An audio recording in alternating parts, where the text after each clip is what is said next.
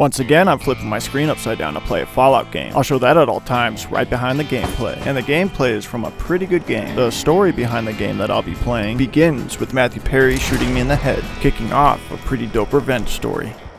Back at Doc Mitchell's, I undergo a dangerous brain surgery due to the bullet hole that wiped my identity, which led to the emergency phase transplant. I don't have a specific build in mind, so I'll just skip this part. I beat Fallout 4 upside down and also without using any meds. I want to do that in New Vegas as well, but this time I'm tacking on Survivalist rifle only. That means I can't fight back. I don't care. I'm eager to track down Benny the hard way. Anywho, I'm off to Prim now. I skipped a step or two, but don't worry. They went that away leads me here to this town, or would have anyway, where a Deputy Beagle can give me a clue on where Benny went. Unfortunately, he's being held hostage by a bunch of dicks. I can't attack back or use healing items, so I'm forced to flee. By taking the second story exit, jumping down, then running around, and going back through the front door, I've led all the enemies to the second story and out of my way. Genius. Beagle's free to find his own way out. I tell him to meet me outside. Ah, jeez, he went for the second story exit. Not a genius. With Beagle dead and me refusing to read his diary, I plan to track Benny another way. Nearby is the Mojave outpost. From here, the NCR watches all movements in the area, but these people only care about their own problems. At this point, I've exhausted every avenue, but it wasn't a total waste of time. I had to level up just a little bit for me to be attractive enough to Major Knight to do his job. I see the wisdom in that. Prim is now a part of the NCR, and I'm pretty sure the locals hate it. I never really got any clues on where Benny went. If I had, though, it would have led me straight to Novak. Watching the Legion ambush his caravan for the Brazilianth time made me realize just how boring this is. Novak and Benny will have to wait. I need to dish out pain. Be a pitcher, not a catcher, and the only weapon I'm allowed to use is in Utah.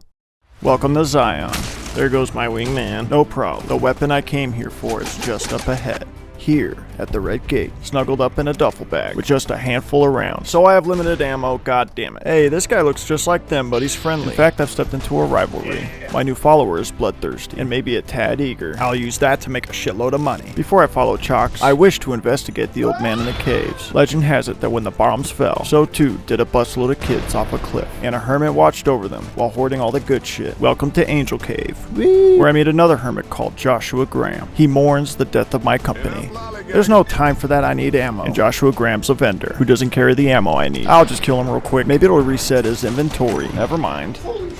Joshua wants me to gather supplies for an emergency evacuation. What follows is a series of fetch quests, which includes lunch boxes, med kits, and other things. I'm also finding all the survival caches left behind by the father in the caves. You know, the hermit I keep talking about. There's one of his mines now. Fuck you, you fuck. In life, he hoarded all the cool weapons. I'm not allowed to use them because of challenge purposes, which is why I'll be leaving them behind, of course. C4.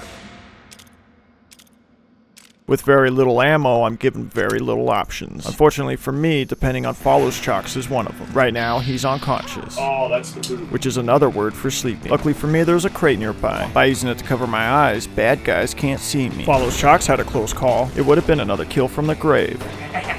By the father in the cave. Anyways, I fetched all the crap I needed. It's time to see Daniel. He wishes for peace between the indigenous people. Very nosy. See you later, Chalk Gazer. Here comes someone from a different tribe. But this new follower of mine appears to be stuck and in need of rescue. And oh no, this won't be the last time. According to Joshua, the enemy tribe is on the move. But what happened to the old hermit in the caves? It's simple, really. He refused to teach those stranded kids about modern times. And now they're the indigenous you see. 200 years later, here I am, killing them off with my fancy technology. Here's Waking Cloud spotting a tent that I'm currently in. That's right, I better heal up. I'm on a mission after all, to steal enemy totems. And now I'm spotted. Go fight them, Waking Cloud. Uh-oh, the totem heist is going south somehow. Modern technology can fix that problem. I have this under control. We do the ambushing now. Hell yeah. Mission to kill a shitload of whitelegs is complete. What's next? Yaogwai. Shut your mouth. I learn something new every time I play this game. I don't remember having to blow up the Yaogwai cave in the past. Ah well, this quest ain't hard. Plant explosives, blow up cave. And with that out of the way, I'm free to evacuate the friendly tribes. I'm just kidding. They're needed for the upcoming battle. Besides, I don't want to tell Joshua no. He scares me way more than Daniel does. So I'm off to wipe out the whitelegs with Joshua. Thank you for this. Show no quarter to the whitelegs we come across. This is an extermination. It's all the blood, death, and gore that Joshua hoped for. For me, it's the most killing I've ever done. I believe I know what Daniel was talking about now. Too much blood and death leads to it getting boring. And when I get bored, I start to fidget. And when I fidget, Joshua gets twitchy. And when Joshua gets twitchy, entire peoples get exterminated. And that's it. It's time to go back to the Mojave, tracking down leads and looking for clues. That's right, I'm on the hunt for Benny. I'll pick up his trail at Novak. Unfortunately, getting the information I need won't be easy. Got it. I'll get Boone while I'm at it. I just want someone to be rifle bros with me. And I'll do Vargas's quest anyways, despite all the bullshit you have to do. But it's all worth it to sabotage these retards. I've resorted to button mashing to do it. Oops. They're not going where they want to, that's all I know. Boulder City, here I come to fuck your shit up. One of Benny's guys is here, but he's being held up, so I help. I'm out of here. Nobody walks out on me. Boom. That'll make the cons happy. I'm clue gathering now. While I'm at it, I'll be going to Red Rock the hard way. There's a whole lot of castadors between me and Papa Khan. I want to do the Great Khan storyline for this playthrough, and I plan to follow it all the way to its conclusion. I ran into the Viper leader of all Viper leaders, just in time to watch the bighorns rise up. I run with the cattle now. We stand up for those who don't want to be eaten, and I'm the face of the cause. Back at Red Rock Canyon, I stir some shit up. I played Papa Khan like a goddamn fiddle. I guess he won't be aligning himself with Caesar's Legion anymore. Hello? Yeah, hi. And now that I'm a part of the cons, I get all the access to the scarce 12.7mm rounds. I'll come back to the cons later. All my clues point to Benny being at the tops, so I'm on my way to the strip, and I'm not alone. I've got the caps to buy my way through any door. I haven't paid my bodyguard though, so he's poor. It's time for the final confrontation. No, the clues I gathered will get me close to Benny. Tell the doorman you're cool to pack heat inside. I followed Benny's breadcrumbs, which led me here. He wants me to let guy bonds be guy bonds, motivated by fear. I'm motivated right now by anger and thieving. Stage 2 can begin. Kaiser invites me to his camp, and so does Ambassador Crocker. Lucky 38's my next stop. Meet House. He's thankful to me for upgrading his robots and killing Benny. With jury rigor, I can make a lot of caps. I'll show you what I mean, but first, I need to go see Kaiser now. It appears I fell asleep at the wheel, and when I sleep at the wheel, I don't save the game. Kaiser wants me to blow up a bunker underneath his base. Mr. House is lurking. He doesn't know that though. In fact, he knows nothing. Here I go with jury rigor. Gunrunners break armor sold to them, giving me infinite caps. I see that bodyguard that I ditched. Frozen in time apparently. He was still alive, asking for his money.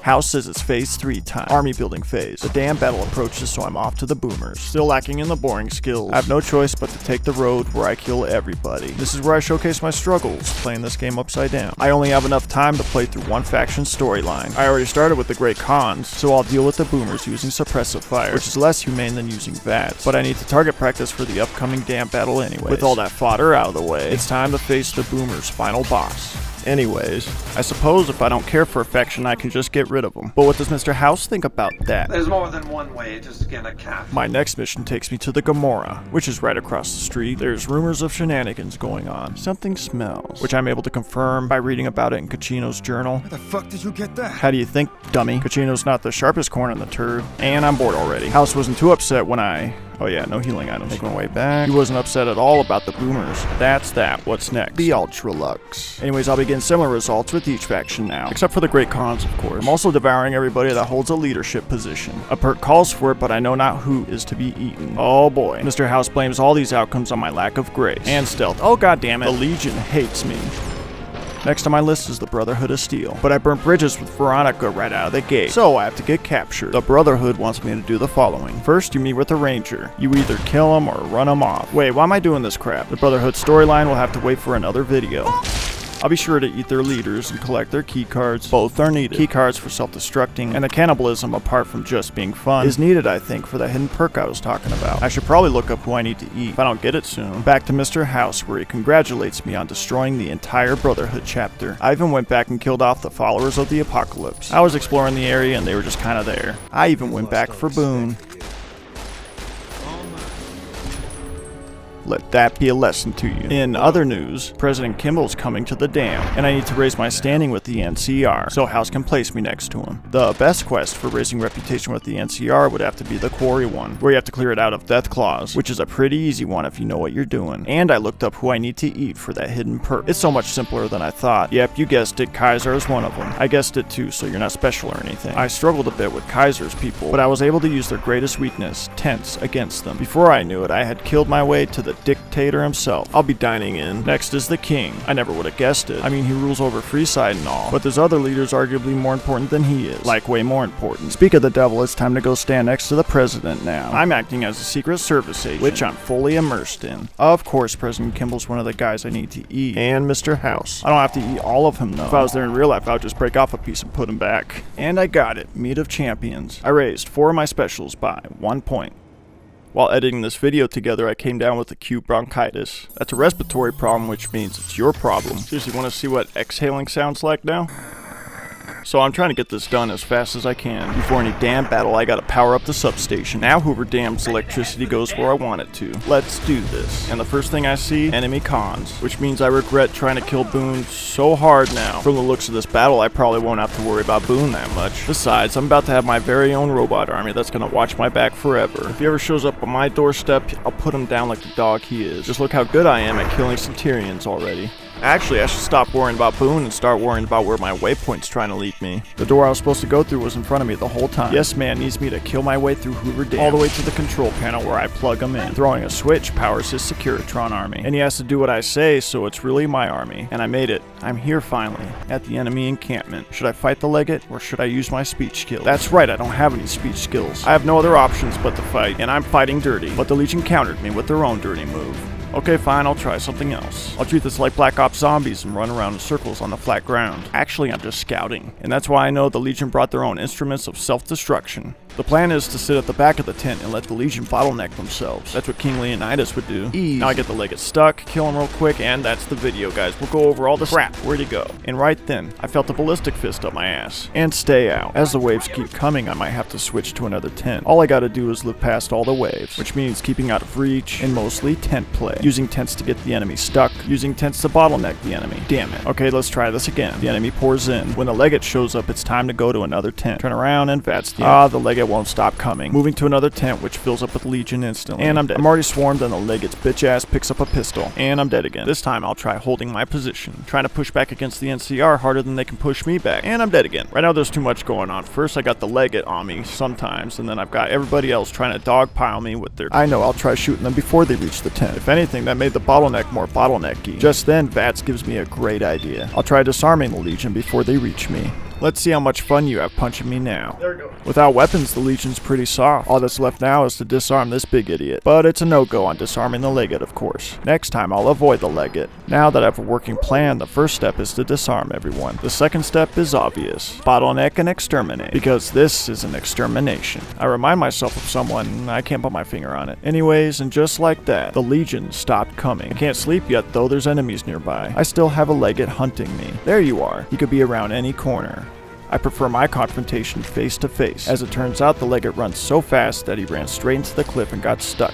He's not as defenseless as a baby though. In fact, he's got a few jump scares up his sleeve. For a moment, I got to see the man behind the mascot. Are those freckles adorable? Nobody can survive getting tangled up in a tent and then shot in the face this many times. The enemy forces are routing. Quick while nobody's looking. I'll chop off a piece of the Legate and save it for later. This battle's not over, not by a long shot. I still have the NCR to deal with. Which is going to be a little harder than I thought, so I'll just run away for now. The general's surrounded by Yes Man's entire army, so actually this is the end of the battle. Thank God. Wait. You did a super job wrapping things up, and I'm not just saying that because I have to. I didn't want to make a big deal about this until after we won, but, well, I found some code snippets in one of Mr. House's databanks that will let me, reprogram my personality to be a little more assertive. Basically. I have a little theory about what happened next. Yes Man becomes self-aware, and then Danny McBride, person who I think could play the carrier in the next season Fallout, basically tried to take his power back, but he couldn't. That's just my own little theory though, based on some things that I've found.